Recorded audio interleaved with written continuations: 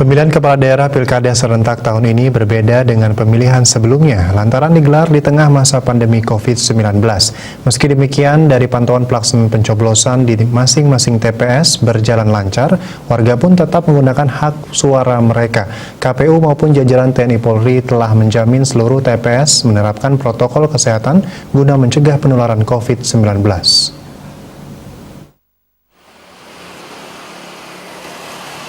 Untuk pelaksanaan pilkada di Kabupaten Tabanan, jumlah pemilih sesuai data KPU Tabanan tercatat sebanyak 362.813 orang dengan jumlah TPS sebanyak 1.130 tersebar di 10 kecamatan yang ada.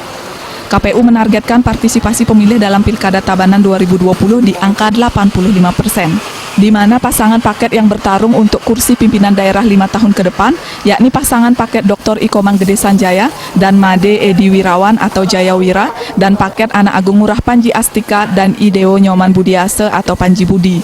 Iko Manggede Sanjaya yang menggunakan hak suaranya di TPS 006 Desa Dauh Peken berlokasi di Balai Banjar Dauh Pale, Kecamatan Tabanan. Didampingi istri Sanjaya yang sebelumnya menjabat Wakil Bupati Tabanan 2 periode ini menggunakan hak suaranya pukul 10 WITA. Cabup dari PDIP Komanggede Sanjaya usai pencoblosan mengatakan tak ada persiapan khusus yang dilakukannya sebelum melakukan pencoblosan, hanya saja ia bersama keluarga melakukan persembahyangan dan memang itu dilakukannya tiap hari sebelum melakukan aktivitas.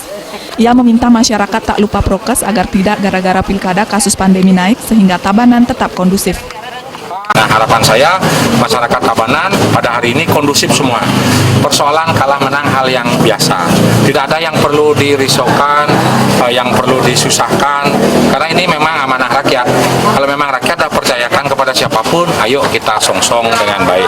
Itu harapan saya. Sementara itu calon Bupati Tabanan yang diusung dan didukung Koalisi Tabanan Maju, Partai Golkar, Partai Demokrat, Partai Nasdem, Partai Hanura, PKB, dan P3, Anak Agung Ngurah Panji Astika menggunakan hak suaranya di TPS 010, Desa Dajan Peken, Kecamatan Tabanan yang berlokasi di bawah pohon beringin, tepat di depan kediamannya di Puri Anom Tabanan pada pukul 10.30 WITA.